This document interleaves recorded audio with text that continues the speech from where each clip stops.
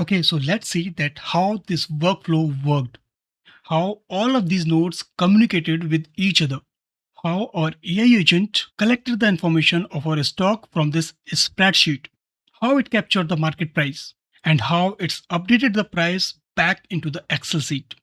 So let's start from this third tool. So this is update tool. So if you double click on this, so you can see the configuration in the center. We already discussed this, but now let's look at the left hand side and right hand side of this. So on the left we have inputs and on the right we have outputs. And this is the input and output from the last conversation. And our last conversation was about the total value. So that was nothing to do with the spreadsheet. So we have to select the previous communication when this update tool was run. So what we will do that we will go back. Now we will click on this execution button and we will select this second last execution. So select this. Now you can see that all the logs are listed here, like how this workflow was worked for that execution. So these are all the steps that has been taken by the workflow. So we will select the last one. And now we will go to this last tool, that is update row, and we will double click on it. So you can see the configuration in the center. We already discussed this. But now let's look at the left hand side and the right hand side. So in the left we have inputs and in the right we have outputs. So if you look at the inputs very carefully, then this tool is called 3 times. How I can say this? Because if you look at the left top corner, so you will see that this is run 3 of 3. So if you click on this drop down, then you can select the run for 1, for 2 or for 3. And if you pick the one from here, then the same will be seen in the left and in the right. Means they are synced. We have selected 2 of 3, then in the output we have selected 2 of 3. So it shows the inputs and outputs of each individual run. Now if you look at the input, although this might look like a code, but this is actually JSON.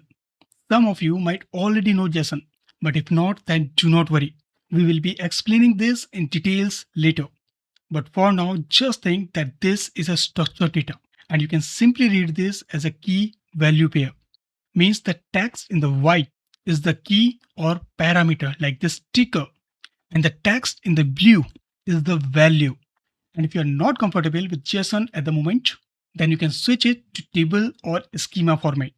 So if you click on this table view, then you will see 2 columns here. That is your ticker and your price. Same if you click on this schema format, then again you have 2 rows, that is ticker and price. And same is for JSON format. So we have 2 parameters, tickers and price. And the value is APL and 260. So this is our chat input. Means input message is saying that this is the ticker, like Apple. For the second run, if you select third one, then this is for Tesla. So this is the ticker and this is the price. So this is the input information. And our tool have used this information to update the cell in the Google Sheet. And the output is very simple. The stock price is updated for that cell based on the ticker. So again, you can switch between JSON, between table, and between schema. And you can also switch between the first run, then second run, and then third run. This means that the tool was run 3 times because we had stocks of 3 companies. And this updated the stock price of one company at a time. So you can switch between all these 3 runs and you can analyze the inputs and outputs of each run. Alright, so let's close this. Now let's analyze this Marketstack tool. So double click on it and you can see that in the left we have inputs and in the right we have outputs. And this tool is also called 3 times. So it will be counted as 3 calls, not 1 call in the Marketstack. So just make a note of it. Means again you can switch between these 3 calls. So either select 1 or 2 or 3. And you can see the inputs and the outputs of each call. So you see at the input we have asked for the ticker. So we have given ticker as an input and we have asked for the share price. And at the output it is having a lot of data like what is high, what is low, what is close, what is volume, and lot of other data. And you can also switch between the schema and between the table. So this is the table format. So what is open, high, low, close, volume, and same it is in JSON format. So the white text is the parameter and the green text or the blue text is the value. So you can read this very easily. And now you can switch the run between these three. So you can select one. So it is for Google.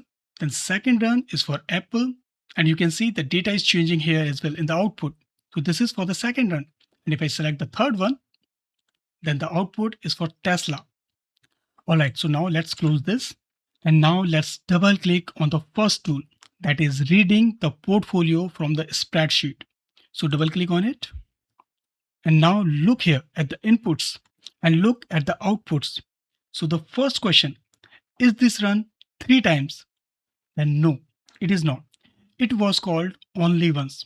So this tool was called and it asked for the equity price of my shares. And the tool returned the data of all the 3 shares with the quantity. So you can review this in JSON or the table format or the schema format. So if you click on table, then it is showing ticker for the company and the quantity and the price. And the price is empty because there was no data there, right? Same you can read in the JSON format. So this is for Google, this is for Apple, and this is for Tesla. All right, so let's close this. So this is the summary, and I'm sure that you are excited to hands on this. So go on and build your AI agent, and do let me know if you are successful or even if you're stuck somewhere. Now there is one important concept that I need to explain you, that what will happen if I use the actual company name in the spreadsheet instead of the ticker name.